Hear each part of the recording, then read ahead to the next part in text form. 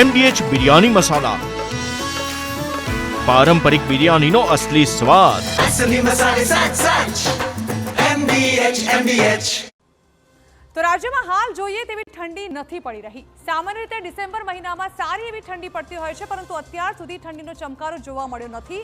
પરંતુ હવે એવી આગાહી સામે આવી છે કે ડિસેમ્બરના અંતિમ દિવસો ખૂબ જ ઠંડા રહી શકે છે અને આગામી દિવસોમાં ગુજરાત થઈ શકે છે ઠંડુગાર.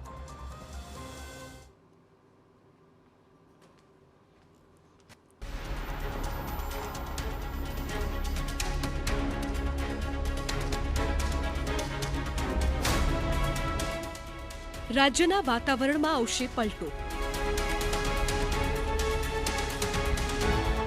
આકરી ઠંડીની આવી નવી આગાહી. ડિસેમ્બરના અંતિમ દિવસો રહેશે ખૂબ જ ઠંડા. અંબાલાલ પટેલની ધ્રુજારી મૂકે તેવી આગાહી. ડિસેમ્બર મહિનાના 18 દિવસ થઈ ગયા છે. જોકે છતાં જોઈએ તેવી ઠંડી હજુ જામી નથી.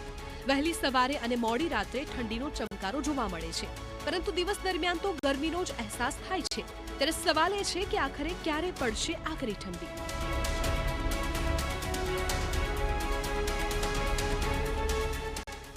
ભારતના વિવિધ ભાગોમાં આ દિવસોમાં હવામાન બદલાયું છે. ઉત્તર ભારત તેમજ પૂર્વી અને મધ્ય ભારતના ઘણા રાજ્યોમાં ઠંડીએ જોર પકડ્યું છે. હવામાન વિભાગે આગામી દિવસોમાં લઘુત્તમ અને મહત્તમ તાપમાનમાં વધુ ઘટાડો થવાની આગાહી કરી છે. તેણે પંજાબથી ઉત્તર પ્રદેશ, બિહાર, બંગાળ અને ઓડિશા સુધીના વિસ્તારોમાં ગાઢથી ખૂબ જ ગાઢ ધુમ્મસની ચેતવણી પણ જાહેર કરી છે. એટલે આગામી દિવસોમાં ગુજરાત પણ ઠંડુગાર બને તેવી શક્યતાઓ છે. આગાહીકાર અંબાલાલ પટેલનું અનુમાન છે કે આગામી દિવસોમાં ઠંડી રાજ્યમાં કહેર મચાવી શકે છે. કોઈ મજબૂત પરિસ્થિતિઓ આવતા નથી, જેના કારણે ઠંડી જાણે ઓછી પડી રહી છે. ગત સાલ ઠંડી જરા વધારે અનુભવાતી હતી ડિસેમ્બરમાં. અડધો ડિસેમ્બર પૂરો થયો, પરંતુ હજુ ઠંડી અનુભવાતી નથી. જો કે હમણાં લઘુત્તમ તાપમાનમાં વધારો થવાની શક્યતા રહેશે, પરંતુ લગભગ 21 તારીખ સુધીમાં વાદળો આવશે અને 20, 21, 22માં દેશના ઉત્તરીય પર્વતીય પ્રદેશોમાં એક મધ્યમ પ્રકારનો પશ્ચિમ વિક્ષોભ આવશે, જે દેશના ઉત્તરીય પર્વતીય પ્રદેશોમાં બરફવર્ષા કરશે. હમણાં એન્ટી સાયક્લોન લગભગ ભારતના પશ્ચિમ ભાગમાં કાર્યરત છે, જેના કારણે પશ્ચિમ વિક્ષોભ નીચે આવતો નથી અને જેના કારણે વાદળો બનતા નથી. જો કે માત્ર ડિસેમ્બરના અંતિમ દિવસો જ નહીં, પરંતુ વર્ષ 2026ની શરૂઆત પણ ઠંડીના કહેરથી થઈ શકે. હવામાન નિષ્ણાત અંબાલાલ પટેલે પોતાની આગાહીમાં જણાવ્યું છે કે 22 ડિસેમ્બર બાદ આકરી ઠંડીનો અનુભવ થશે. 27 થી 28 ડિસેમ્બરના ઠંડીને વધારે લાગશે. 11 જાન્યુઆરીના હાડ થીજવતી ઠંડી પડશે. 17 જાન્યુઆરી સખત ઠંડી રહેશે. જાન્યુઆરીમાં 1 થી 2 હળવા મજબૂત વેસ્ટર્ન ડિસ્ટર્બન્સ આવતા ગુજરાતના હવામાનમાં પલટો આવશે. લા નીનોની અસરને લીધે સવારના ભાગે ઠંડી પડશે. 20, 21, 22માં જે દેશના ઉત્તરીય પર્વતીય પ્રદેશોમાં બરફવર્ષા થતાં 22 તારીખ બાદ 23, 24 તારીખમાં આકરી ઠંડીની શક્યતા રહેશે. ઠંડા પવનો હાડ ધ્રુજાવશે. 27 ડિસેમ્બરની આસપાસ પણ ઠંડા પવનો હાડ ધ્રુજાવશે. જાન્યુઆરી તારીખ 11 થી 17માં પણ ઠંડી પડવાની શક્યતા રહેશે. આ વખતે જાન્યુઆરીમાં ઠંડો રહેવાની શક્યતા રહેશે અને ડિસેમ્બરના પાછલા સપ્તાહમાં પણ ઠંડી પડવાની શક્યતા ગણી શકાય.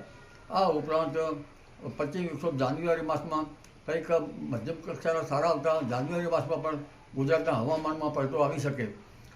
માર્ચ, એપ્રિલ સુધીમાં એક પછી એક આવતા પશ્ચિમ વિક્ષોભ જાણે કે સિઝન પાછળ ગયું હોય તેવું જણાશે અને દેશના ઉત્તરીય પર્વતીય પ્રદેશોમાં ભારે હિમવર્ષા અને મેઘગર્જના સાથે લગભગ ફેબ્રુઆરી, માર્ચ, એપ્રિલમાં પણ ગુજરાતનું હવામાન પલટાના ક્યાંક માવઠું થવાની શક્યતા રહેશે. જી, ઉત્તર ભારતમાં ઠંડીનો આતંક. ધુમ્મસથી વધી લોકોની પરેશાની. અનેક રાજ્યોમાં શીત લહેરનો કહેર.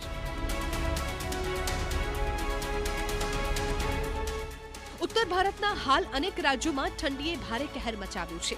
ઉત્તર ભારતના પહાડી વિસ્તારોમાં હિમવર્ષા થઈ રહી છે, જેને કારણે ઠંડીનો કહેર જોવા મળી રહ્યો છે. તો બીજી તરફ ઉત્તર ભારતના રાજ્યોમાં શીત લહેર પ્રસરી રહી છે. ધુમ્મસને કારણે દિલ્હી સહિત ઉત્તર પ્રદેશમાં સ્થિતિ ખૂબ જ કફોડી થઈ ગઈ.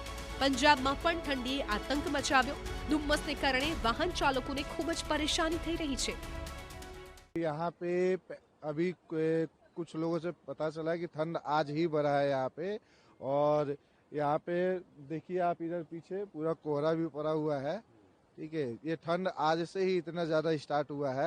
तो आप लोग दिल्ली वासियों चाहे अदर कहीं से भी आप बिहार, यूपी, पंजाब, हरियाणा कहीं से भी आप लोग आइए और यहाँ पे ठंड का आनंद लीजिए. ठंड तो बहुत अधिक है यहाँ पे और धुंध भी बहुत है.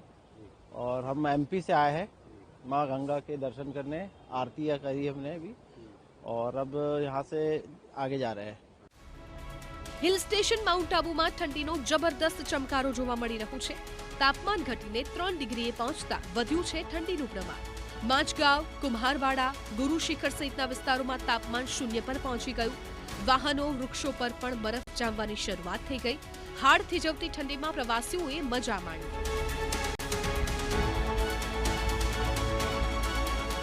માઉન્ટ આબુ ગુજરાત અને રાજસ્થાનના પ્રવાસીઓ માટે શિમલા મનાલી સમાન છે.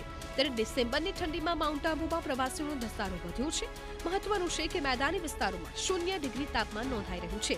ત્યારે ઠંડીથી બચવા પ્રવાસીઓ સહિત સ્થાનિકો તાપણાનો સહારો લેતા જોવા મળ્યા અને બરફની ચાદરો છવાતા પ્રવાસીઓ માટે આકર્ષણનું કેન્દ્ર બની રહ્યું છે. હવે ગુજરાતમાં પણ આગામી દિવસોમાં આકરી ઠંડી જોવા મળી શકે છે. Bureau report, TV9. MDH kitchen king masala રસોડામાં હોય તો આપણે કંઈ પણ બનાવી શકીએ છીએ. રીંગણાનો ઓળો, બટેટા ફુલાવર, ભીંડી મસાલા અને બીજું ઘણું બધું. MDH